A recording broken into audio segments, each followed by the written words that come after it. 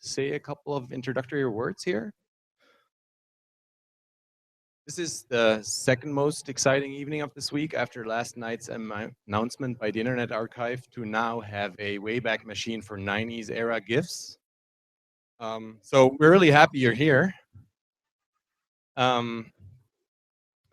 This is the first event of a series of conversations about policy, about collaboration, and free knowledge that we want to have with you here at the Wikimedia Foundation. We also would love to have you contribute to the conversation by adding your thoughts and on Twitter and tagging them with the hashtag free ideas. So what do we do here? The Wikimedia Foundation has the mission of empowering people to share educational content under a free license or in the public domain and to disseminate it globally. One of the things that we do in order to accomplish this mission is we run Wikipedia and a couple of other Wikimedia projects such as Commons, Wiktionary, Wikiversity, etc. So over the next 2 minutes or 3 minutes, I'm going to tell you a little bit about what my colleagues and I, what our team does in public policy. So we work in 3 pillars of policy, and the users, as you can see here, are always at the center of what we do. We work in 5 different fields. These include intermediary liability protection, access to knowledge, censorship, privacy, and copyright. The first field, access to knowledge, it's crucial to us. We believe that accessing and sharing knowledge is a fundamental right for everybody, not just for a couple of privileged few. In order to do so, we support open access. We want people to be able to contribute content to the Wikipedia and the Wikimedia projects. They need the resources. They need to be able to research stuff, not just edit. They need the information to get there. We want to think about how we can overcome barriers such as cost, accessibility, maybe even harassment that keeps people from safely participating in free knowledge. A second field where we are active and what we're concerned about is censorship. Being blocked, being filtered, being altered is a problem. Maybe not here, sometimes here, but certainly in a lot of countries. And we think about how people can cope with this, how they can share knowledge without being censored, how they can use circumvention tools, or how they can be supported through their community.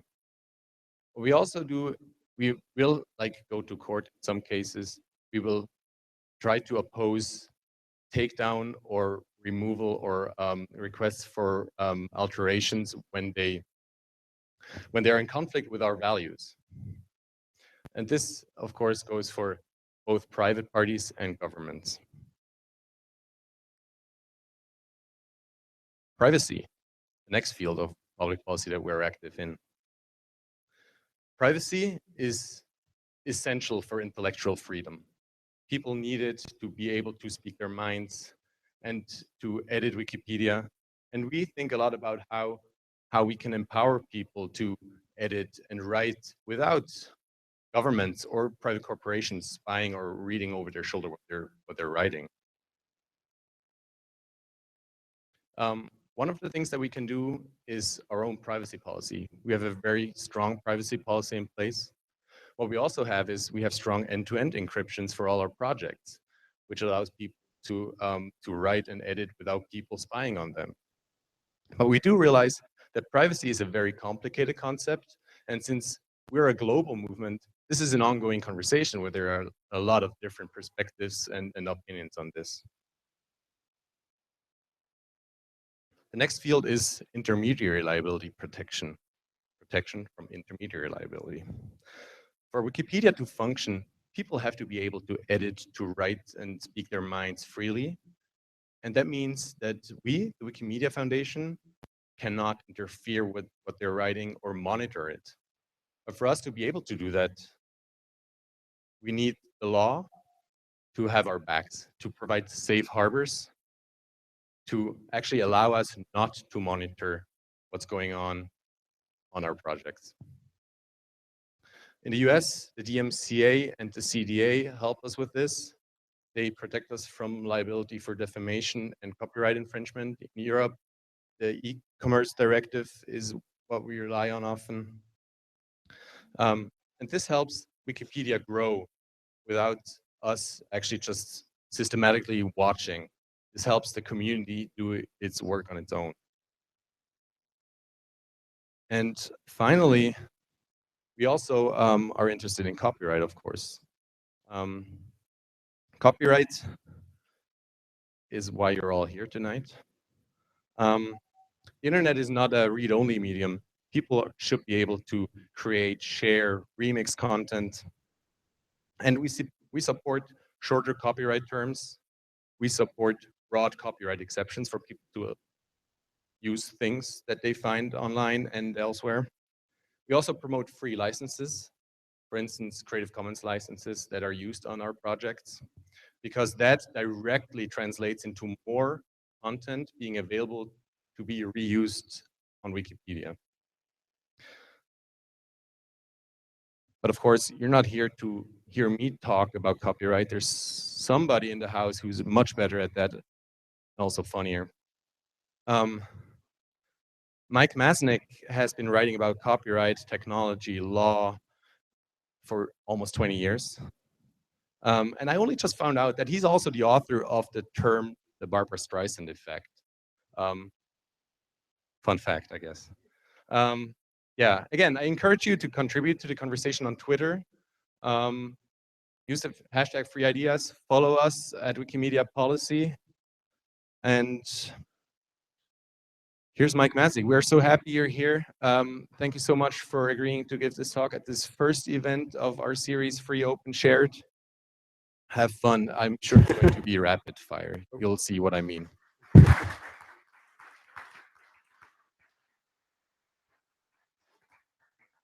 All right, thank you. I've got to get my slides up here. Here we go.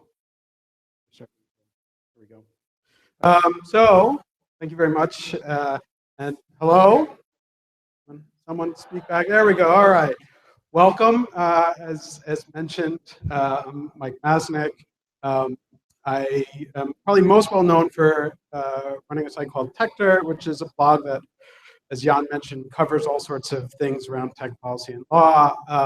I also run a relatively new think tank called the Copy Institute, where we do things around bringing people together around these kinds of policy issues, and also doing research and reports to try and contribute to the overall discussion around these things. So when I was asked, I'm going to push this down a little bit because when I was asked to do this talk, and it was just described as a conversation about copyright, I started to think, well, what is it that we should be covering in a conversation about copyright? And as I was thinking about it, I was realizing I talk about copyright all the time, and I'm always thinking about it and talking about it, and copyright reform in particular. And I was wondering, how do I explain why it matters so much to me? And I was trying to figure out, is there a way that I could encapsulate that to this presentation? And I was thinking about it more and more, and I suddenly sort of had this idea. And the reason why I'm always focusing on copyright, and I'm always talking about copyright, is that the more you think about it, the more you realize that copyright impacts everything, absolutely everything. And so for this talk, this sort of conversation about copyright, I figured that I would be talking about copyright and everything else that it impacts. So it's a nice narrow topic. We should be able to cover the whole thing in about 20 minutes, and then we can have a conversation. And about 400 slides. So don't worry, we're just getting started. So as a warning, just to be sort of upfront about this, just this week in the trade publication, this UK trade publication called The Register, there's a writer there named Andrew Arlowski who I would say he and I don't agree on very much when it comes to copyright. So just this week, he wrote an article about something I wrote about where he basically accused me of making up something entirely, which was wrong. And he noted that our advice on a Mike Masnick blog post is that if it tells you that the sky is blue and the grass is green, you'll still want to check for yourself. So consider that a warning that not everyone happens to agree with my views on copyright and everything, and some people may sense that, as they say around here, there's citation needed. And for the stuff that I talk about here today, I'm happy to provide citations later if anyone has any questions about where I'm getting this from or sort of what the background is. Now, also to include more warnings, because I want to be totally upfront about this, when I posted on TechDirt that I was coming here tonight and posting this, I got a comment, and it's an anonymous comment, but I'm pretty sure that it's coming from someone who is sort of regularly mocking the kinds of things that I have to talk about, and who may just possibly live in Washington, D.C., and maybe possibly lobbies for a certain industry. And so that comment was kind of mocking the speech that I'm about to give here, and wrote it out as, well, okay, I can summarize this. Shorter Mike is going to be, copyright is bad, copyright is dumb, and we need more and more exceptions. And so I just want to set the record straight on this, which is that the reality is that I actually think that copyright is perhaps too frequently bad, that copyright is sometimes dumb, and I agree on the last one. We need more and more exceptions to copyright. So anyway, so this talk about copyright and everything, what I wanted to do is I'm going to start out by kind of explaining, I think, sort of the more expected reasons, the reasons why lots of people talk about the problems of copyright and where the problems come in, and why it's so sort of important to understand copyright and understand copyright reform and kind of what's going on there. Second part is I'm going to go into slightly more unexpected reasons. These are the reasons where people who I think are really deeply involved in the copyright fight are sort of aware of these things, but people who are sort of loosely aware of it don't necessarily realize that copyright is impacting all sorts of things that you wouldn't normally think of as copyright.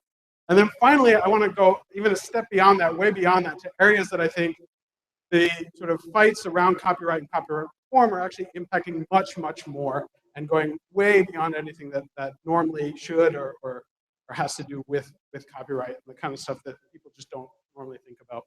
So now I'm really starting the presentation. All right, so starting with the expected reasons, I want to go back.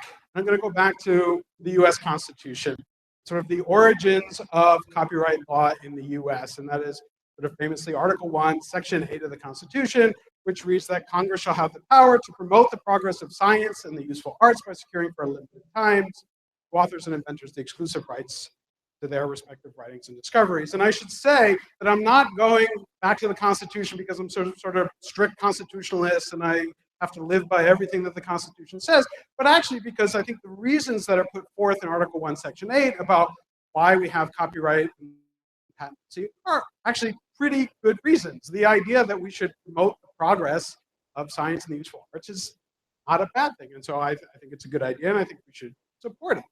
And I should note, just because this is somewhat important, people often get confused about the science and useful arts part of this. And in fact, I think most people get it backwards. If they just read it and they don't kind of know the history, they think that science means patents and useful arts means copyright because it has arts in it. That's actually wrong. It's actually the reverse. If you go to sort of language of the time when the Constitution was written in 1787, useful arts actually meant invention, so it's about patents and things like that. Science actually meant things like learning and education. So copyright was about encouraging learning and education. It's also why the very first Copyright Act, the Copyright Act of 1790, is subtitled An Act for the Encouragement of Learning. So when we talk about promoting the progress of science, we should be judging copyright law on whether or not it is promoting the progress of science or learning and education. And I think that many people, I'm assuming lots of people here would agree that today's copyright law in many, many cases does not promote the progress of science and education and learning. And in fact, that copyright is often quite the opposite of that, and that it actually often encourages censorship. So if we look, one of the important things in understanding sort of the history of copyright is that copyright really used to be a very, very limited concept. If you go all the way back to the 1790 version, it just covered books, charts, and maps, and sort of expanded gradually over time, and then expanded expanded massively. It required registration before you could get the copyright. It was limited to 14 years. You could get a 14-year extension. Whereas modern copyright law is very, very different. The Copyright Act of 1976 expanded copyright to just massive levels. It's very, very different. You no longer have to register anything. Everything is copyrighted as soon as it's created. It covers basically any sort of creative content that is new. And of course, it's life plus forever. And so, originally you had this world where you had this, diagram of everything created, and you had a little tiny bit of it that was covered by copyright. Whereas today, basically, this is that same chart where copyright covers just about everything that's created. You have any creative work, basically today, that is fixed in a tangible form under the Copyright Act of 1976. So that means that almost anything that anyone creates is covered by copyright as soon as it's created. This is a really important thing to realize because I don't think people recognize it all the time. So I'm going to just repeat it again to make this very clear. Almost everything that anyone creates is covered by copyright as soon as it's created. Now, if you think about that, the fact that that's true as of 1978 when the 1976 Copyright Act went into effect, you begin to realize that this runs into a bit of a conflict with this invention that was very much brand new in 1976. It was this academic toy in 1976 called the internet. Of course, the internet has gotten much, much bigger and more since then. But suddenly, you have this internet where anyone can create, they can share, they can distribute, they can promote, and as of a few decades ago, they can monetize stuff on there. And that's true of just about any content. Now, I'm going to quote this guy. This is Clay Shirky, who's a professor and a thinker and a very good speaker. He's better than me. You should have him come here and do one of these presentations.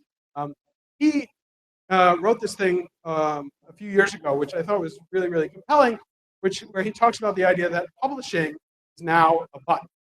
This is a very shortened version of it. The longer, fuller version of it, it says publishing is not evolving, publishing is going away, because the word publishing means a cadre of professionals who are taking on the incredible difficulty and complexity and expense of making something public. That's not a job anymore. That's a button. There's a button that says publish, and when you press it, it's done. So keeping that in mind, I want to go back now to what I was saying about copyright being about promoting the progress of science and recognize the true history of that, which is that promoting the progress thing is a little bit misleading. If you really go back to the origins of US copyright law, you have to go back past the Constitution and past the Copyright Act of 1790 to this, which was the Statute of Anne in England, 1710, and which, very much like the Copyright Act of 1790, is officially an act for the encouragement of learning. But the reality is that the Statute of Anne was really about the publisher's monopoly. Because prior to the Statute of Anne, what they had in England was something called the Licensing of the Press Act. What that did was it had this group, this guild of printers called the Stationery Company, and gave them the exclusive power to print. It was a monopoly law. It gave the printers, not the authors, the exclusive power to print, and also with it, the responsibility to censor content. Now, the Licensing of the Press Act in the late 17th century was not renewed. And so the Stationers Company got kind of upset about this because they had a monopoly, and they still wanted their monopoly, and they didn't want to give it up. They were trying to figure out how did they get back this thing when people were complaining about them having a monopoly. So they repositioned the Licensing of the Press Act and turned it from a monopoly printing right censorship power over to what they preferred to frame it as an artist rights regime, even though it was never actually about that. It was really always about publisher and their monopoly rights. Now, remember, as I was just saying, and as Clay Shirky said, publishing is now a button. So you have this problem when you design an entire monopoly to support a publishing industry, and that everything that's structured around that industry is going away. And so when you talk about the internet and all of the things that the internet allows, that I talked about before, create, share, distribute, promote, and monetize, there's one more thing that the internet allows very easily, and that is the ability to copy just about anything very easily. The internet, as some people have said, is really just a giant copying machine. So what we end up having with copyright, the internet, is something of a conflict. It's a pretty big conflict that keeps coming up over and over again, and nobody's necessarily solved this issue, and it seems to keep getting worse and worse. And it's something that we see all the time, with copyright being used to stifle free expression and to be a tool of censorship. And now there are thousands and thousands of examples of this, and I was trying to figure out which examples to use to sort of give you just a sampling of how copyright is frequently used to censor content. I was trying to figure out which of the thousands of examples to pull, and I was having trouble, and I finally said, well, let's just narrow it down. I'll just use examples from the past week or two, just to make this easier. So these examples I'm going to give are just from this. They're not necessarily the best examples, they're just the most recent. So I'm going to start. The first example is Samsung. I don't know if you can see this, but this was Samsung pulled down, sent a DMCA notice to YouTube to take down a video. It says at the top, if you can see it, video no longer available due to a copyright claim to Samsung Electronics America. That video is now back up. You can see it was a video of a Grand Theft Auto modification in which they turned the Samsung Note 7, which you may have heard has a little problem with exploding, into a weapon that you could use in the game. It's actually kind of fun to watch. Samsung apparently didn't like this video very much. I'm sure it doesn't make them happy, but that doesn't suddenly give them a right to take down that video based on a copyright claim, and yet they did. So it's like, what does this have to do with copyright? And how is this promoting progress in any way, shape, or form? So a second example, also from the last week and a half, is this company called Geopedia. I don't know how many of you have heard of this company. It's made some news in really the last week and a half. It's because the ACLU came out with a big report about how this company, Geopedia, had done deals with all the major social media platforms to basically get access to their API and their data, and then they were turning around, basically selling it to law enforcement and to some schools in order to allow law enforcement to do sort of widespread surveillance on social media accounts of different individuals. It was kind of a big deal. Most of the social media platforms then cut off access to Geopedia. Geopedia was not happy about this. And so they did what you would normally do in a situation like that, which is start filing DMCA takedown requests. In fact, they went after, there was a reporter from the site, The Daily Dot, named Del Cameron, who had posted a brochure, a sales brochure from Geopedia on the script. And so Geopedia, rather than responding to the actual issues, used copyright to try and disappear its sales brochures. So this is a case of copyright as censorship. And so now the third example I'm going to give, and the last one in this sort of series of examples, is from this woman, Kelly Marshall. She's a professor at DePaul, professor of communications. And she also happens to be, I don't know if you can see it, she's a Gene Kelly fan. On her website, it's a little thing down the side. It says Gene Kelly fan, among other things. She, in fact, runs a website called Gene Kelly Fans. It just talks about Gene Kelly. And she's written scholarly and non-scholarly things about Gene Kelly. And so last year, she happened to get a book contract. It was a book contract for an academic book editing a collection of Gene Kelly interviews. An interesting thing if this is the stuff that she's interested in. But right after that, the news came out that she had this contract. She got a notice from Patricia Ward Kelly, who happens to be Gene Kelly's widow, saying that she was claiming copyright over every interview that Gene Kelly ever gave, and claimed that in order to do a book analyzing the interviews that Gene Kelly gave, she would have to license it from the estate of Gene Kelly. Now, we can get into a whole discussion, which I don't have time for, about whether or not you can actually copyright interviews that someone gave. There's a lot of questions about that, and the answer is probably no in most cases. But it didn't really matter because Patricia Ward Kelly still sued Kelly Marshall earlier this year and sued her for copyright infringement, and also University Press of Mississippi, who had given the contract to Marshall. Now, thankfully, this case was actually dismissed earlier this year, a couple months ago. But it wasn't dismissed because there was no copyright or because of fair use. It was dismissed because it was considered not right. She hadn't actually written the book. There's no way to tell if the book itself was actually infringing on the copyright. So the court is basically not going to deal with this right now. So the case was dismissed, but even so, there's not going to be a book written by Kelly Marshall about these interviews because, as Kelly Marshall said, she has neither the time nor the resources to endure another potential lawsuit. Once again, this is a case of copyright being used as censorship. And remember, these three examples, which I think are all kind of crazy, but are all pretty good examples of it, are ones that came from just this past half. Copyright has a very serious free speech problem. And the thing is, and the really incredible thing is that this isn't just something that has come up because of the internet. I think the internet has sort of accelerated the recognition of the free speech problem of copyright, but it's been known for really centuries. I often like to go back to something from 1841, which is a speech given by this guy, Thomas Macaulay, who was in the House of Commons in England. And he was giving a speech when they were debating copyright term extension, whether or not they should make copyright longer in England. And it's a really great speech. You should look it up. The speech itself is now very much in the public domain. You can find it on Wikipedia. There's so much good stuff in that speech. I had trouble sort of narrowing it down, so I'm actually going to quote a fair amount from it, even though I still narrowed it down, but I think it's important. He talks about, sort of the balance of copyright and recognizing that copyright is a monopoly, produces all of the effects which the general voice of mankind attributes to monopoly, recognizing that there are costs to having a monopoly. And specifically, he explains what they are later in the speech, where he says, the effect of monopoly is generally to make articles scarce, make them dear, and to make them bad.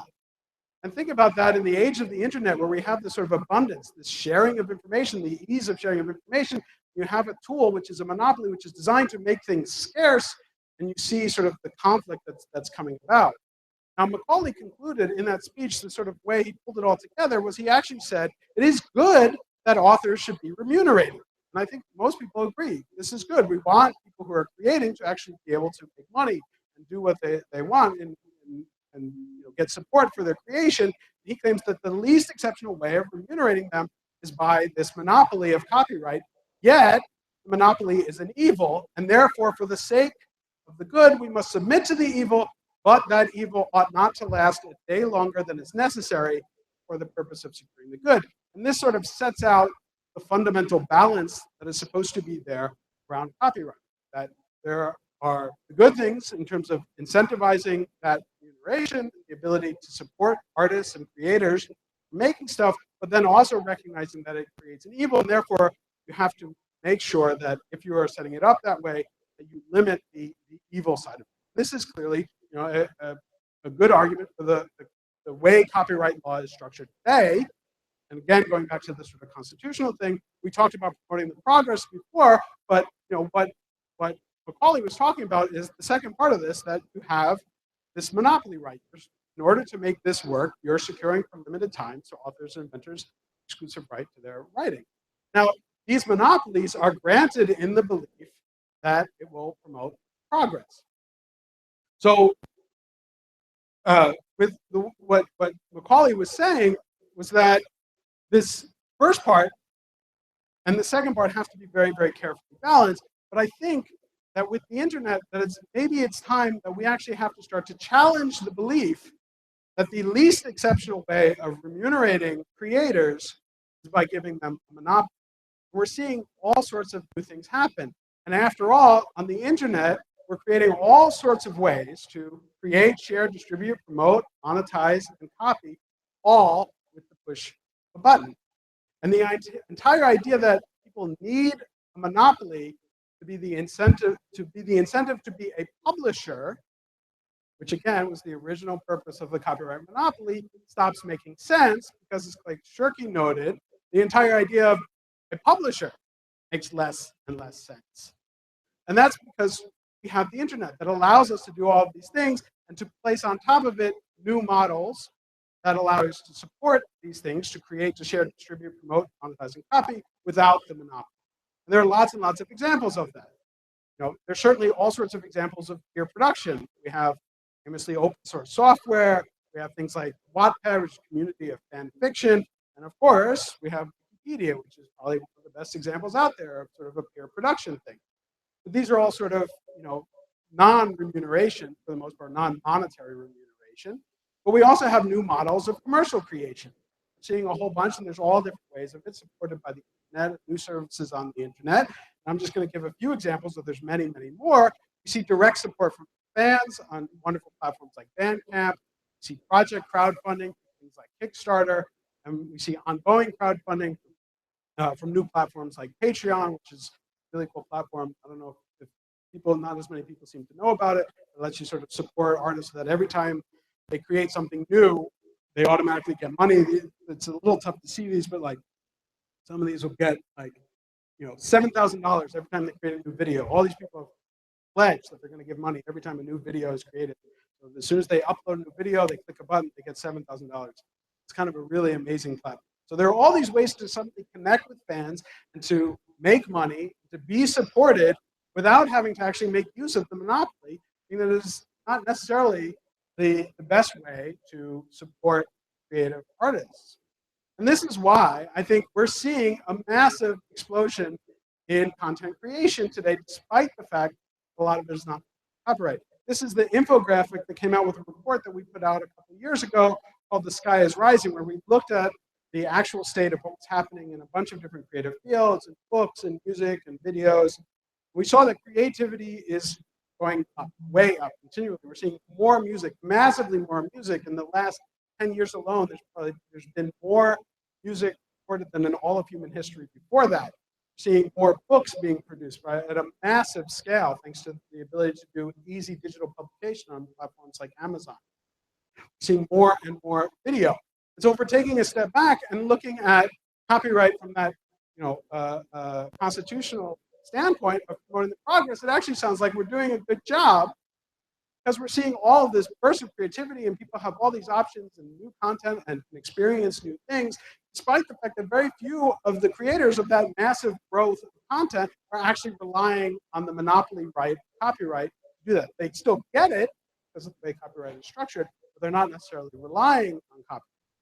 So if we're looking to promote the progress without relying on that monopoly, we should make sure that when we do have copyright, that it's actually necessary for the purpose, because of the ability to do things like censor and block stuff. And where it is necessary, we should make sure that the evil ought not to last a day longer or be more expansive than what is absolutely necessary for the purpose of securing that particular. So when I first wrote this presentation, this is kind of where I stopped, but I'm not going to stop yet, because I said I was going to talk about copyright and everything, and I just kind of focused on the straight copyright part. So now I'm going to go into the part that's a little bit more expansive, the stuff that some people refer to as copyright creep, or some people refer to as copyright immigration. And this is areas where copyright is starting to show up in places that it obviously does not belong. I think almost anyone who looks at these cases says, what the hell do these have to do with copyright? Now, a lot of these come from a part of copyright law called DMCA 1201, which for the copyright geeks is the anti-circumvention provision, and that's basically saying that you can't get around a technological protection measure for any purpose, even if it's not to infringe the copyright of underlying material. Just circumventing the technology protection measure is considered infringement in itself, which is kind of ridiculous. And therefore, you suddenly have copyright showing up in all sorts of ridiculous situations that don't seem to have anything to do with creative works. So questions about, like, what ink can you use in your inkjet printer? Questions about, can security researchers analyze vulnerabilities in all sorts of things, including e-voting machines, which is suddenly a very, very important topic. Can you modify things that you buy, such as your Xbox? Is that a copyright issue? Can you move your phone from one provider to another? So from Verizon to T-Mobile. Is that a copyright issue? It certainly came up as a copyright issue. Can you access the data that is collected by your vehicle, tractor, or car? How are any of these things copyright? It doesn't make sense. It has nothing to do with promoting the progress of learning or education or science. I want to go back to that last one, the final one, that can you access the data in your tractor or car? This one's actually important because you had companies like John Deere, makes lots and lots of tractors, and Chrysler, who obviously makes lots and lots of cars, who argued at something called the 1201 Triennial Hearing about exemptions to this anti-circumvention rule, that when you buy a vehicle from them, you don't actually own that vehicle. You own parts of the vehicle, but they retain ownership of part of it because of the copyright and the software that is included in there. Now, again, how is this a copyright issue? It seems like copyright creep or copyright immigration. But the most incredible part of this story, to me, to me at least, was that, sorry, The Environmental Protection Agency actually weighed in on this, and they agreed with John Deere and Chrysler, and so that they agreed that you should not be able to get around the technological protection measures in vehicles because they don't want you to modify the vehicles in order to protect the environment, their environmental standards. Now, I think most people, will say that this is a good idea. We want to protect the environment, right? So that's a good idea. But the EPA, they have all sorts of rules and powers to protect the environment that don't involve copyright, and they shouldn't be using copyright for this particular purpose. It's an example of copyright creeping into other areas completely. So one more example on this that I think is just another example of copyright creeping into other areas is this company, Omega. They make all sorts of fancy watches. They got really upset because Costco was buying a bunch of Omega watches that were sold cheaply overseas, bringing them back to the US and selling them in their stores for much less than Omega wanted to sell their watches in the US. And so they sued them for copyright infringement. How is selling watches a copyright issue? Well, Omega did something really sneaky, which is, I don't know how well you can see it, but on the back of the watch, the part that nobody ever sees, they put a little design, and then they registered that as copyright. And they said that in selling these watches, they were violating copyright. This is an example of copyright creep. We're seeing over and over again that industries are realizing that copyright can block otherwise legal activities, and therefore it's a really great tool to block competition. And this is a big problem with copyright. Copyright is simply a tool for blocking activity, and as such, it becomes just too strong an incentive for companies to use to block competition or any kind of action that they don't like, and it begins to impact absolutely everything.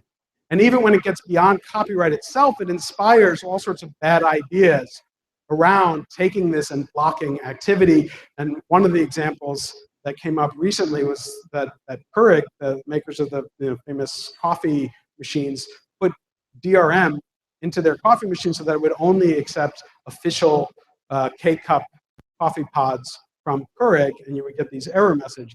That's right, we've reached the stage where we have coffee DRM, which just is insane. And then the final thing I want to point out is that I actually think that the copyright issues and the fight over copyright reform goes even beyond all of these examples. And one reason why I say that copyright impacts everything is because the more I've spent almost 20 years looking at the fights over copyright and copyright reform, I recognize that it's really a precursor to the fights over almost every other major topic and major industry.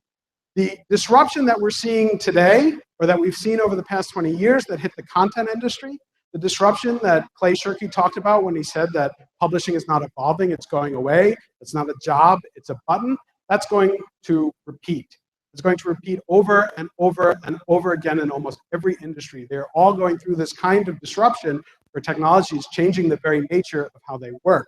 And so we're already starting to see it.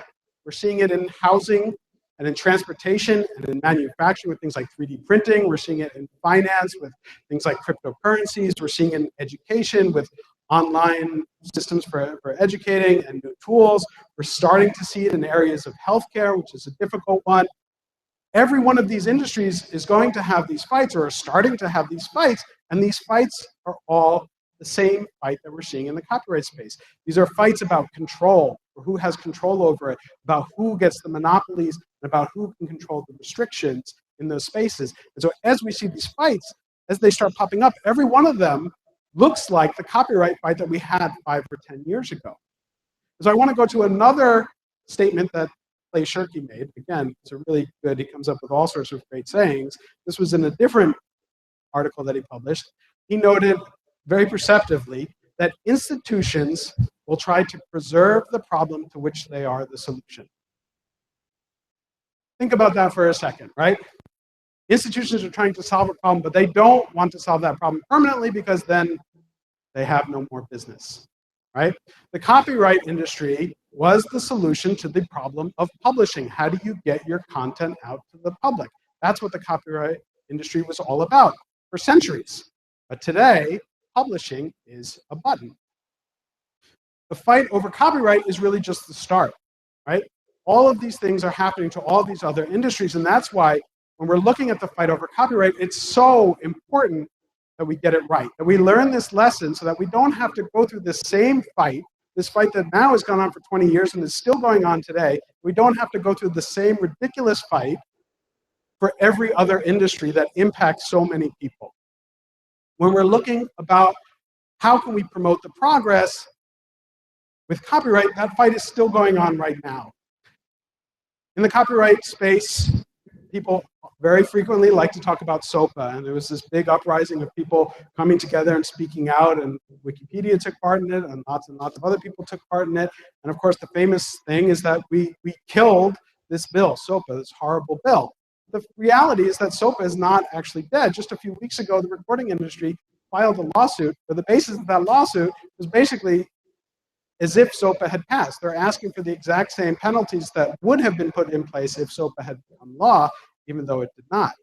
We're seeing things like safe harbors, which is the DMCA safe harbors, which Jan mentioned earlier, that protect innovation, that help enable these new business models, that make it so that you don't need the copyright monopoly, are under attack.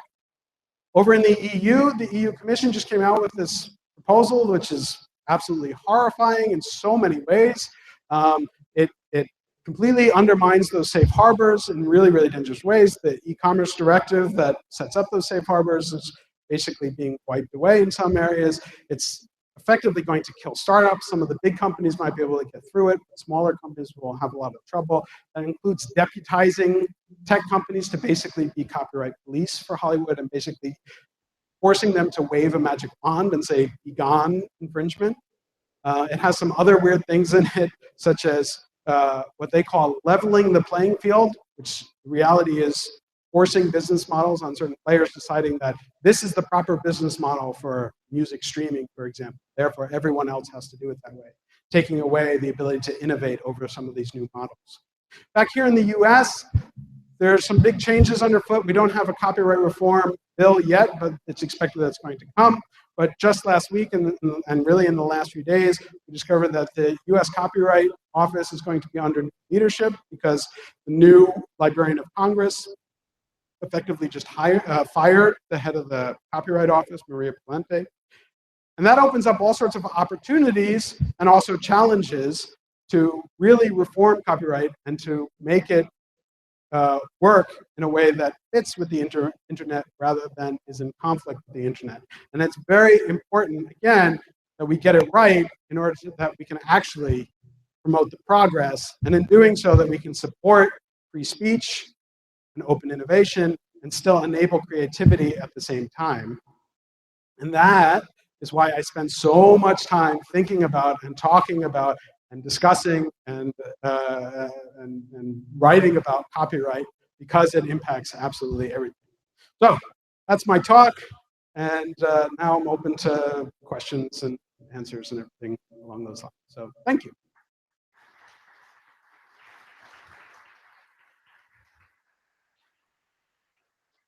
Thank you, Mike. Are there any questions from the floor here? Got someone in front. Right up front. Coming. Considering the way legislation has been rammed through Congress, like the DCMA and also the extension of the Copyright Act to infinity, and it was done over massive amounts of protest, and it seems like the industry has complete control over Congress. Why do you even think that it's possible to turn that back? Well, that's a good question. You know, I think that's a big concern, right? I mean, the industry has a lot of lobbying power and a lot of say and a lot of people who listen to it.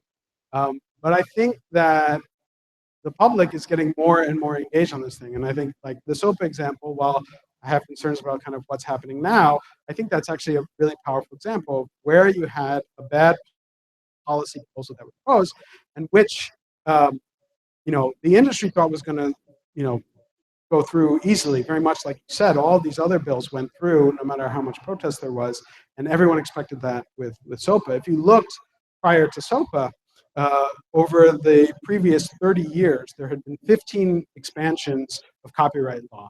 And each one of them just sailed through like that, around sort of anti-piracy rules.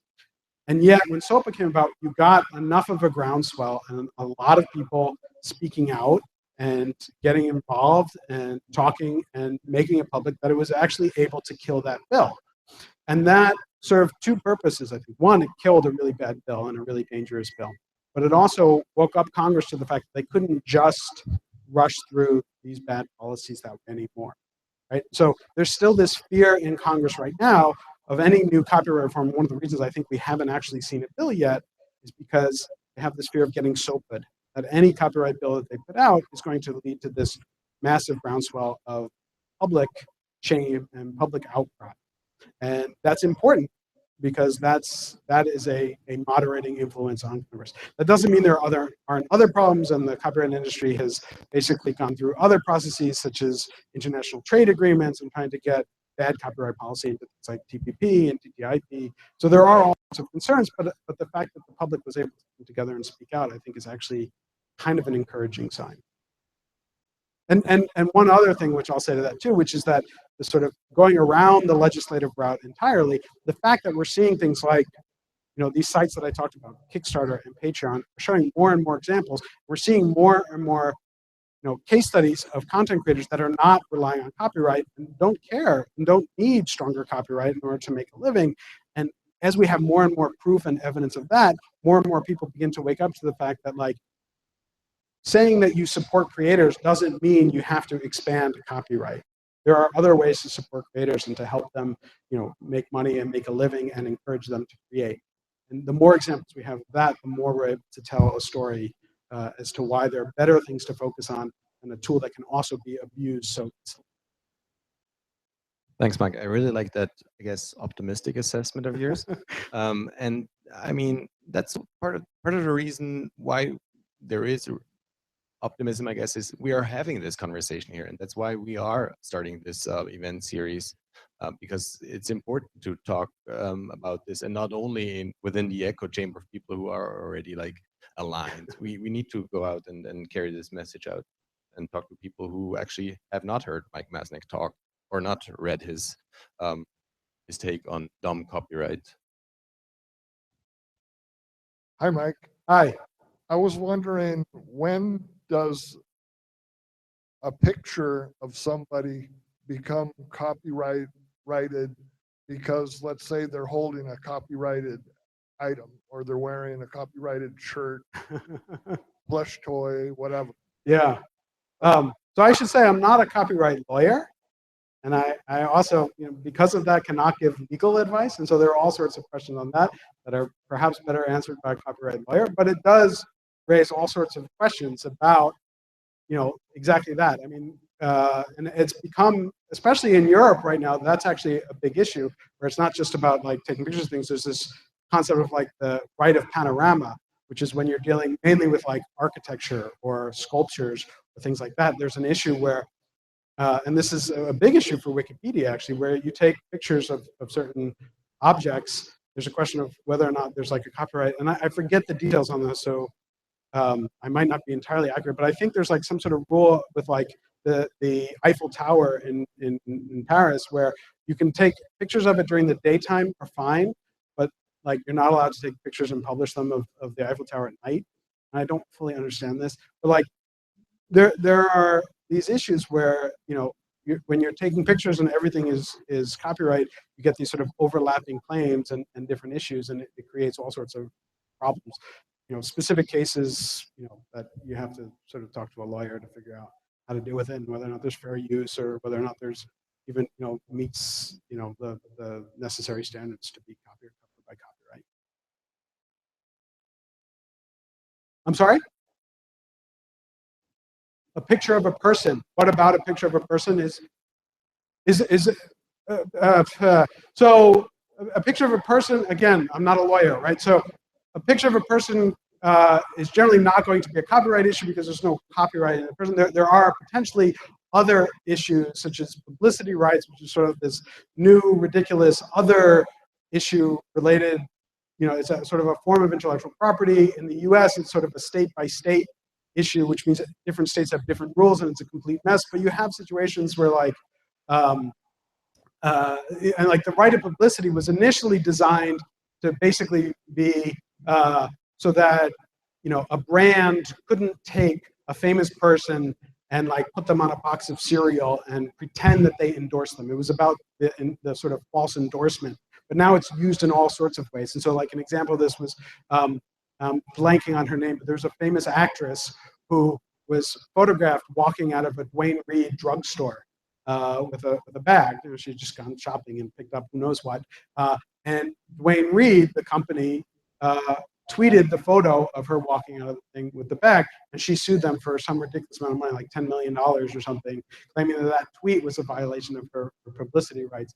And I think they eventually settled that case. But there are all sorts of, so there are other issues. It's not a copyright issue, but it's also, it's an issue, and it's one that is very concerning for these kinds of things. I'm sorry, it's very difficult for me to hear you. There's a microphone, or? So hi, I'm Jacob Rogers. I'm one of the attorneys for the Wikimedia Foundation. And I feel like that's an important preface because I'm going to ask you a bit of a devil's advocate question. Okay.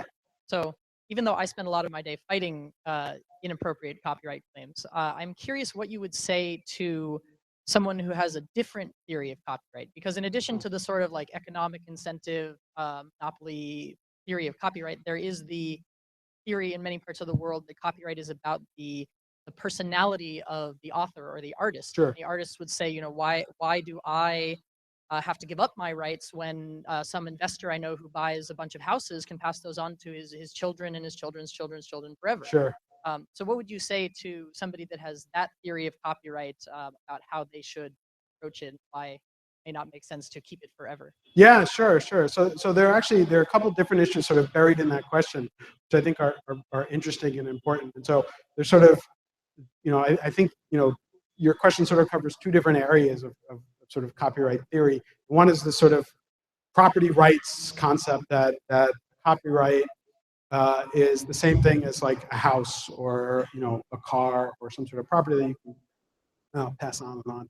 And, you know, the answer to that is that it's not, right? So there are fundamental differences between the content and a piece of physical, tangible property. And it's, you know, in economic terms, they talk about being like non-rivalrous and non-excludable. Where, you know, a real piece of property is rivalrous and excludable. If I have it, you can't have it. You know, I can keep it and block you from taking it. That's not the case with content. Now, I think, and I've written about this, you know, I think where people make this sort of mental switch, which is, and hopefully I can explain this in a clear way, because I think it's a little tricky. The copyright itself, what people confuse is the copyright and the content. And they assume that the two are one and the same. The copyright itself sort of meets the criteria of a kind of property, which is that if I hold that copyright, you can't hold that copyright. The content, the underlying content, is different. And I think people play this sort of, you know, judo trick where they pretend that the two are one and the same.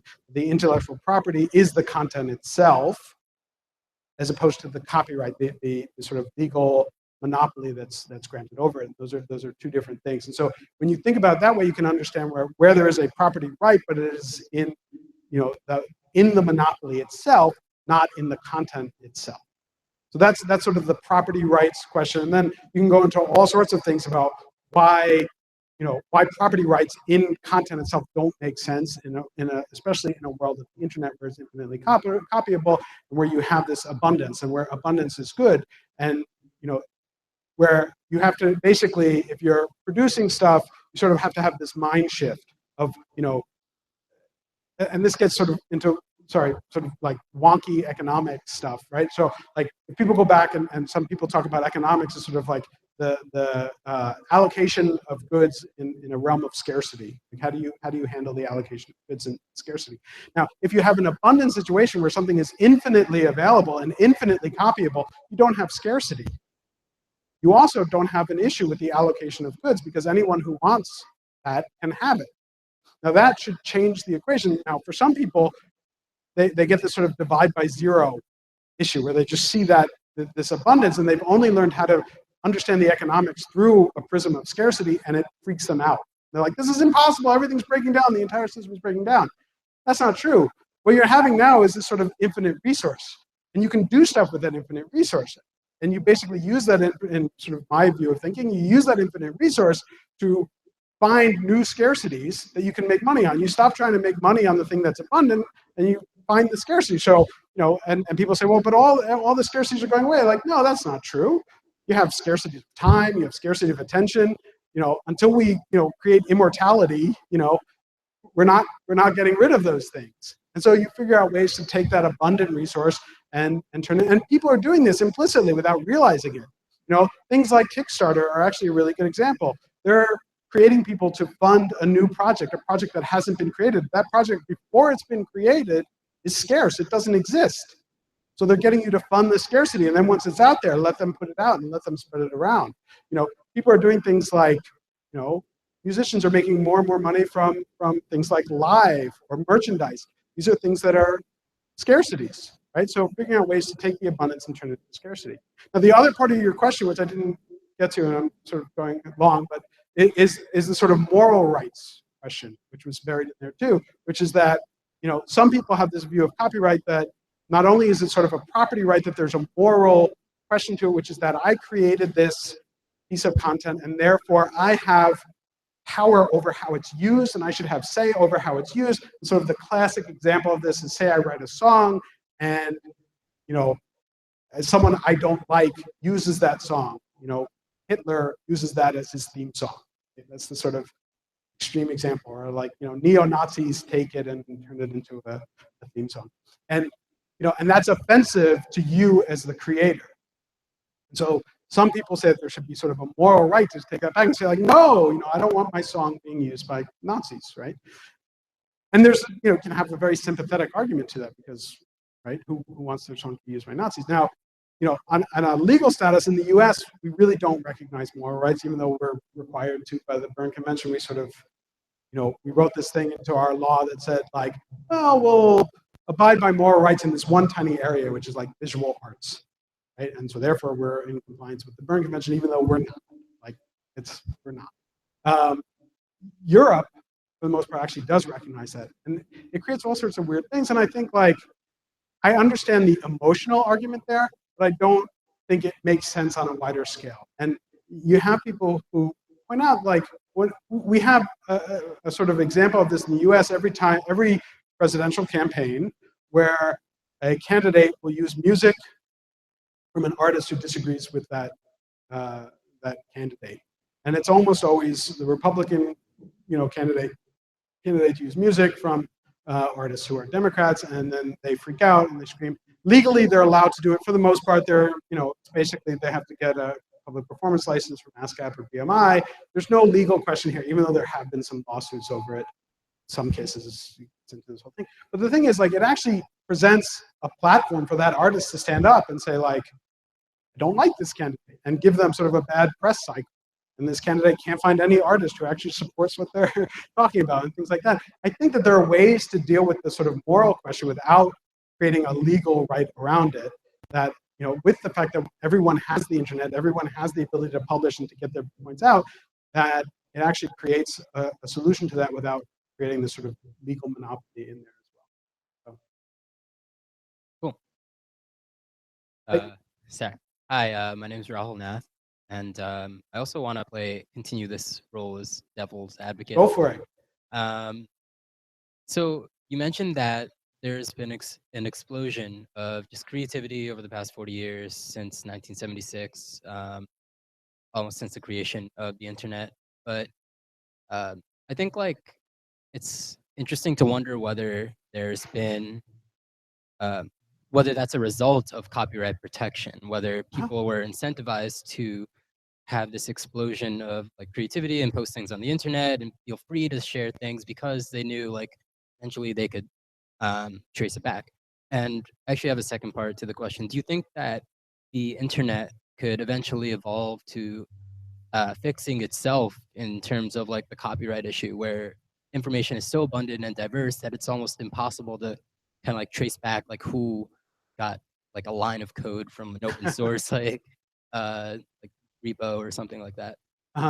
So there are a couple points there. I think, and there are some people who claim that, like, right, the explosion of content that we're seeing out there, we do have this sort of copyright system that's out there, and therefore we should credit it.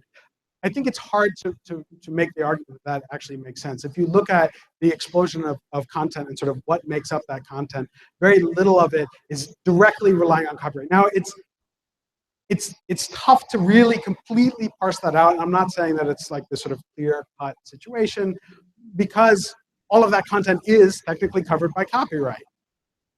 But the fact is, you very rarely see copyright being used to actually stop people, to actually make use of that exclusive right to stop it.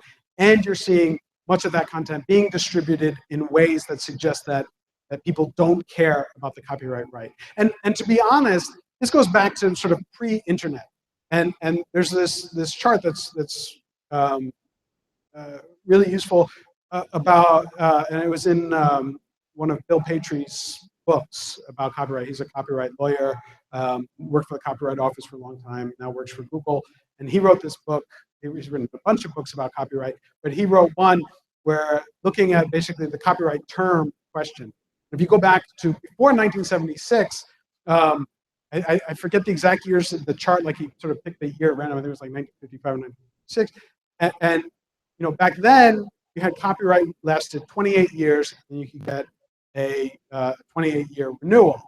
But you had to actually apply for the renewal. So it went through all the different types of copyrighted content to see what was renewed at the 28-year mark in like the early 1950s or whatever. And what you saw was like movies, almost all the movies were actually renewed. Like they actually valued that copyright. But almost every other kind of content they didn't. I don't remember the chart. I haven't looked at it in probably years.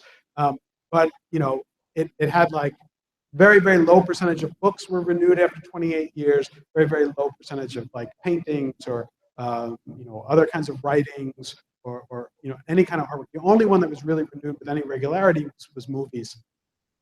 And what that says, pretty clearly, you have this sort of experimental data, natural experimental data, that says the copyright right is not that valuable to most of these works of art beyond 28 years. Now, we don't know where where that cutoff might be, where it's really, really valuable. But for most of these works, after 28 years, they won't go through the basic process of filling out some forms to renew the copyright. That suggests that, going back to some Macaulay's thing, that it goes way beyond the necessary period to inspire things. And again, I'm not saying that there shouldn't be any copyright at all. I just think we should figure out how can we create copyright that incentivizes enough creation and that doesn't get in the way of all these other things. So I think that there's fairly strong evidence that the creation is not coming from because of the copyright. There are arguments on either side, and certainly most of that content is copyrighted, and sometimes certainly people want to have that as kind of a backstop and be able to step back and do something with it. But I don't see enough evidence that it's really that important to the creation. Number of artists that you talk to, and there was a survey. This is from a couple years ago, and I don't remember who conducted it. And so this is, maybe not entirely accurate, but I think it was. But they were kind of asking, like, how important. I think it was. I'm remembering. I think it was done by CD Baby, which is another sort of direct-to-fan music distribution service. And they were asking how important is copyright, getting the copyright to you for distribution. It was like a very, very small percentage. That's not the inspiration. People aren't creating music because, ooh, I get the copyright and I get this monopoly and I get to, exclude people, right? That's not the excitement. The excitement is getting the music out there, getting people to hear it, hopefully then making a living from it. Now, if you can make a living without using that monopoly, and in fact, by not using that monopoly, make the music or the content or whatever more widespread and more available, and you can build a bigger fan base and still get money through other sources, like that's a lot more powerful. So I think, and then did I answer? Was there a second part that I didn't answer? Or? Oh, right. Could it? Yeah, I mean, it's kind of interesting. There are some sort of like interesting projects that people are trying to think about now, especially in the music world. There are a couple of people who are trying to do this, where they sort of try and attach. They're trying to sort of build a giant database using Bitcoin and blockchains to like tie music usage to like all sorts of information so that you can track like every bit of usage. And they have some interesting ideas and some interesting projects, and I'm kind of curious to see how it plays out. But it's really early, and you know, who knows where that's going to go. Other questions? Yes, my given name is also described by Q361309. My question is, that's Mike on Wikidata. My question, you said that we had to get copyright right because there are a bunch of similar battles that basically involve protecting regulatory rents coming up. Yeah. I'm not actually sure I understand your theory there. Those Sure. other industries will, even if copyright goes away completely, those fights will Sure. will start. I also have a follow-up question. Could you expand? You sort of got to it a little bit in the last about what you think getting copyright right really means. You indicated that some monopolies, okay, exactly what kinds of work should we be, or are you personally okay with granting that wedge to? Sure. So there are a couple things there. The idea of the other industries sort of going through the same fights. The reason I'd like to get it right with copyright is so that we have an example that we can go and explain to people. Whether or not that actually works, and whether or not people see like you don't have to fight, you don't have to try and retain control. You can actually take advantage of the new things that the technology is allowing. I would like to see that just because there are a few reasons why I'd like to see it, but part of it is sort of, I like innovation, and I like innovation to move along at a pace that I will see more and more of it, as long as I'm alive. And many of these battles, in my mind, are holding back that innovation and actually hurting lots of people by not allowing this stuff to happen. So the more that we have an example of actually evolving an industry in a way that is less and less painful, I think would be very useful for these other battles. And I can get into specifics of what those battles might be, but it starts to go down into rabbit hole pretty quickly. In terms of actual, copyright policies that I think are good, unfortunately, it's a little difficult to figure out what the right policies are because we've sort of strayed so far from what I think are reasonable copyright policies. What I would really love to see is something that at least gets away from something like the Berne Convention or these various trade agreements that sort of force everyone lockstep into the exact same sort of copyright regime and actually allows for experimentation. Because I think if we saw more experimentation between different countries in terms of how they can set up different copyright policies, we can actually get natural experiments about what actually encourages creativity and output and the ability to support creators and artists without the sort of harms of the monopoly. Now, there are things that I think would probably lead to a better result. I think going back to an opt-in system where you actually have to register in order to get the copyright, I think would be very important. I think, drastically reducing the terms of copyright, I think those are sort of the really big and sort of obvious steps. I think then you could layer on things that perhaps create incentives for people to let go of the monopoly rights earlier. And what structure that takes there are all sorts of different ideas, and I don't think that much thought has been given to it. I haven't given enough thought to it to say like this is a great idea, but there are things like, I had this conversation not too long ago with some people about this idea of, what if you took away the cost of registering the copyright, which right now is $200 to register a copyright, if someone agreed to basically give up their copyright after, say, 14 years. So you could give someone that monopoly right for 14 years without the cost of registering, and in doing so, they're agreeing to give it up after 14 years. You're creating this sort of natural incentive for them to put works into the public domain. They get a benefit that they don't have to pay for the copyright registration up front. If they don't think the copyright is going to be that important to them after 14 years, which that study that I mentioned earlier suggests lots of works don't actually value it beyond that. There's a trade-off there, and an incentive would be really interesting. There are things like that I think I'm interested in. We have time for one final question over here. Hi, my name is Dylan Brown. I'm a psychologist and researcher at UCSF. Mike, thanks for your talk this evening. I wanted to revisit something that we were discussing a little bit earlier. Yeah. Regarding big publishing owning the academic journals, which are viewed to hold the highest level of scientific integrity in the world, and the pressure there is for academic folks to publish in these outlets for purposes of tenure and so on. We were also discussing open access platforms and some of the challenges regarding those, including kind of exorbitant publishing costs, pay to publish, which is very challenging for early career people such as myself. So I was wondering if you knew of any innovative solutions or had any insights into tackling this kind of, stable problem whereby big publishing is also the dwelling of scientific integrity. Yeah, the whole sort of academic space is a really difficult one, and I think either we're in the middle of like Open Access Week, or I don't know if it just ended. I know it's around now.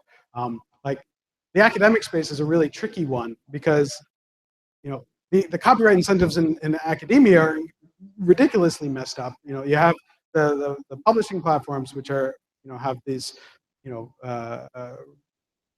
margins on what they do. They're ridiculous because the big journals don't pay for content, and in fact, in some fields, and psychology is one of them, for example, people submitting articles actually have to pay to submit. Then the journal gets the copyright, even when people are paying them to take the copyright on the work. They're getting either paid or free labor for the writing.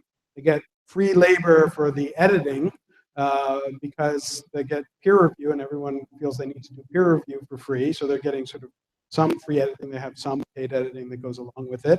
And then they have a captive market in universities and university libraries that have to subscribe in order to have access to the latest and greatest research and stuff. Devices, my computer's telling me it's going to shut down, so this disappears. And then so because they have this sort of captive market and monopoly position, effectively, they can charge ridiculous rates. I mean, hundreds of thousands of dollars for libraries to subscribe to a journal that 10 people are going to access in a year or something just like that. So I think there needs to just and so the way that people, as you described, there's sort of the way that people are trying to get around it right now is through like the rise and support of open access, and you have certain academics that are boycotting the large publishers and the sort of pay up front publishers. But those have trouble because they have all different issues of how do you fund the open access platforms, and there are different models there, and some of it again you have to pay to submit, and that's sort of their funding model. And I don't think people are necessarily sure how that's all going to work out too.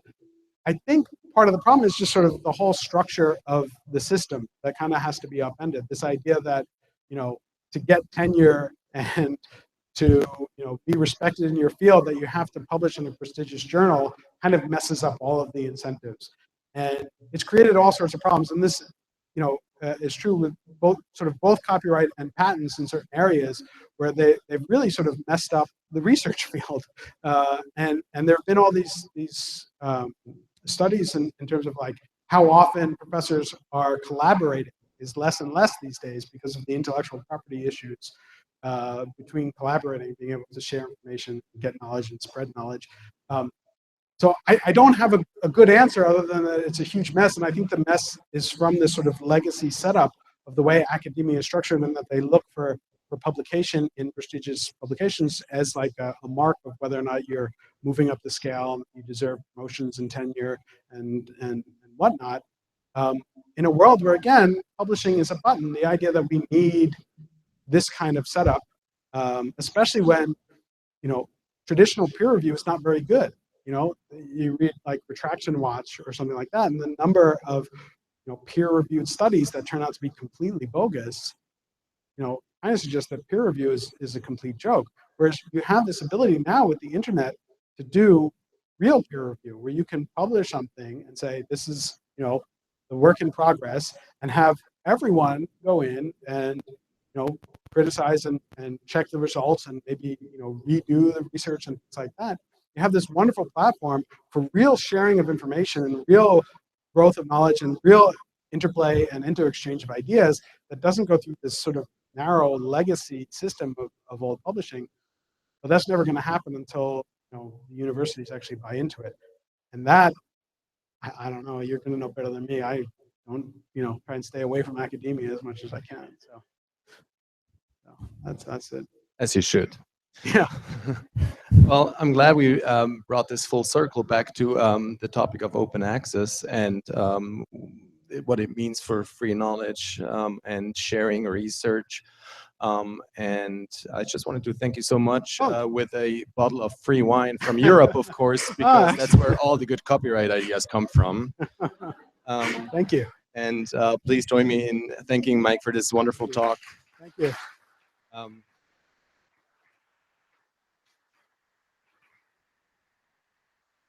We're hoping to have more of these events, probably on a quarterly basis, so not to overwhelm you or others who probably will join us here. And some of you probably have provided their email addresses, and we will then reach out and let you know via the channels, Twitter, Facebook, on Wiki, and email to let you know when the next talk comes up. Thank you so much for joining us here tonight, and go mingle and and have a great, good way home and a good night.